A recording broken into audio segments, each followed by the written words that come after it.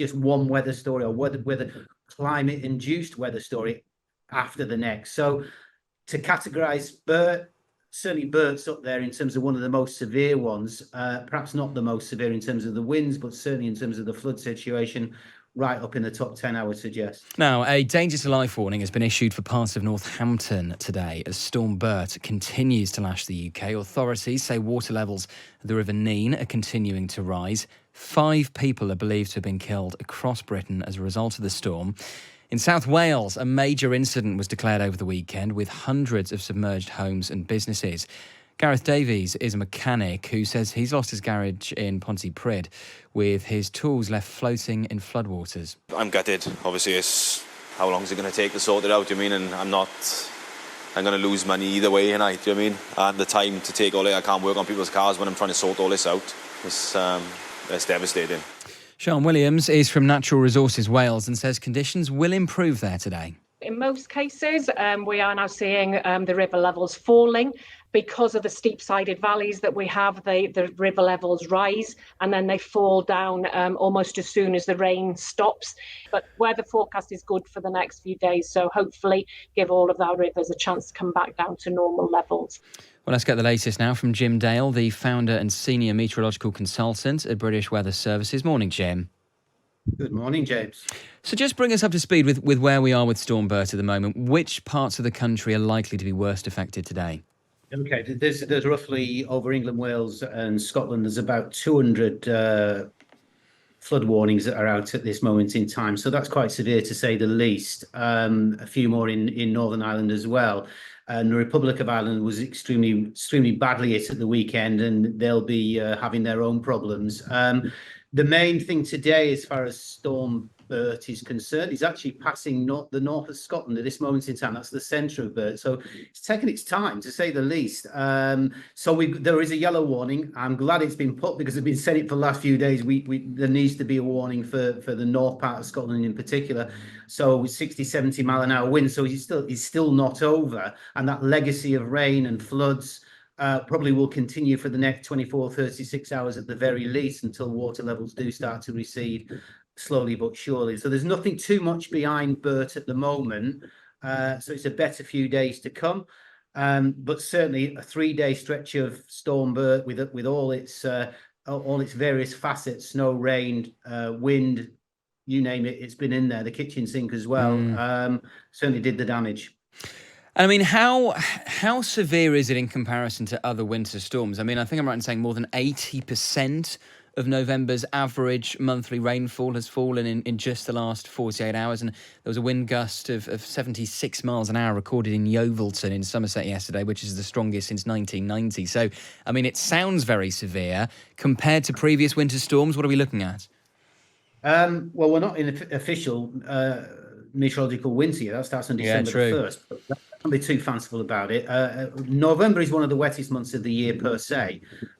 So to get, as you could say, 80% in a 24-hour period, give or take, is extreme to say the least. So this is in the extreme category. You can tell that by the effects that happen, and I don't just mean the fatalities; they're bad enough, but also the businesses lost. The disruption to travel, transport, this type of thing. So every storm is different. I should say that, and they've all got their uniqueness. So to try to put one against the other, saying, "Oh, we've had this before." Yes, we've had storms before. Of course, we've had storms before.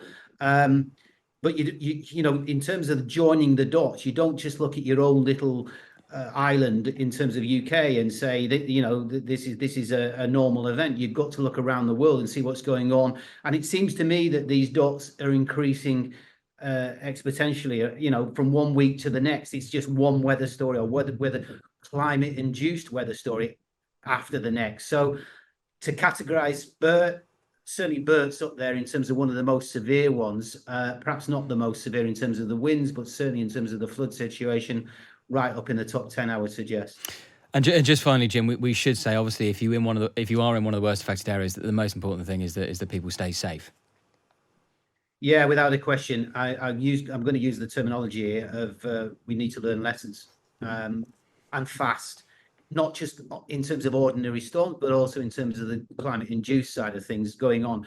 We really need, the government now need to get to a point where we have education being put into classrooms, to universities, and public information, so that people know what to do. Driving your vehicle into a flooded road, for example, isn't the thing to do. And there's so many different facets that we could talk about.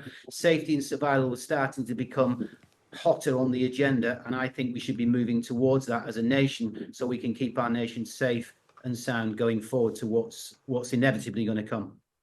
Jim, always appreciate your time. Thank you so much. Jim Dale there from British Weather Services. Now, there's going to be rain today across the UK. Nothing like, though, what it was like over the weekend. 5 people died in floods and the risks haven't gone away. 150 flood warnings are currently in force. One in Northamptonshire said there's danger to life. Strong wind warnings for parts of Scotland. Wales was the worst hit by floods. One of the worst affected towns is Pontypridd in South Wales. The town sits in a valley where 2 rivers meet, so that does mean it's prone to flooding. It's still rebuilding following the impact of Storm Dennis 4 years ago. Well, Labour County Councillor for Grieg and Pontypridd is Jane Brenchner, who's with us now. Jane, good morning. Good morning. Tell us what the situation is like this morning. We've been looking at photographs of people bailing out their houses, cars partially submerged. It looks absolutely awful. Well, it's stopped raining today and we are so relieved. The situation is nothing short of tragic. I mean, 4 years ago, we were hit by exactly the same problem. And of course, we live in the Valleys community and we're not immune to it. We've had this sort of flooding for generations. But climate change is taking its toll in these communities. And what happened over the weekend, again on a Sunday, was just heartbreaking for the local town. We have people this morning waking up to, well, many are not able to live in their homes again. Over 300 businesses and homes flooded. They're just waking up to, it's not just the water, it's, the mess, the sludge that comes with it, and anything that was brought down from Brecon into the rivers, from the sides of the mountains, has just ended up inside their lovely homes. Yeah, it's about 300 properties, homes and businesses that have been flooded, the Lido, the park, museum basement. Jane, what kind of flood defence mechanisms were in place and, why didn't they work? Okay, well, this is a complex situation and people are understandably very, very frustrated. Not shocked, but very, very frustrated. A number of issues. One of the things that we didn't get was the warning that we normally get from the Met Office. But we had actually anticipated it was going to be worse than we thought, because it was a yellow warning originally. But since the last time, we had a number of defences put in. Some of the houses, as you could see in Berry Road, on Zion Street, had floodgates in them. But in essence, this just wasn't enough. Water comes from underneath as well. I mean, in Mill Street, one of our areas, the water was coming up beneath the drains. Such is the incredible volume of water that was coming down. It was a substantial amount of water, beyond the predictions. We had big jobs done, like we had the University of Wales in Pontypridd, and near there was a weir, and that had spent a great deal of money on having that done. But there are always loads and loads of things that you can do that we simply didn't have the money for, and we hope that will come through now. We set up 4 rescue centres after the last flood, and that was really invaluable. We have lots of other issues that householders are able to do, and some of the shops in the town. But many of them work this time. But clearly, with this volume of water at this time, it simply wasn't enough. And there are lessons to be learned of things we could do better. Let's be realistic. And what are those? Well, I think, for example, the availability. We had sandbags available, but getting the messages out, that could be improved, I suppose. But we're still looking at it very, very carefully. And the key thing is, I think, the response of the local people at the time. I went down, and my son was down there very early as well. Everybody, all the residents, and certainly shopkeepers and so on, the way the community responded was absolutely extraordinary. You know, people were down there buying their own buckets and taking it down, cleaning things out. And there's a very strong community spirit in this town, really is. So the response of the local people really was something to be, I found it very moving. You know, this is our community. We're a Valleys community. We look after ourselves. And we mustn't forget that this happened all across Rhondda and Taff. You know, in places like Treorchy, you know, it just hit everywhere, and destabilising some of the hillsides in some areas. Don't forget, we've just received significant sum of money to make our tips even safer. So when it hits an area like Rhondda and Taff, where our staff have been cut and so on, we really feel the wrath of climate change. Jane, thank you so much. Jane Brenton, the County Councillor for Grieg and Pontypridd West.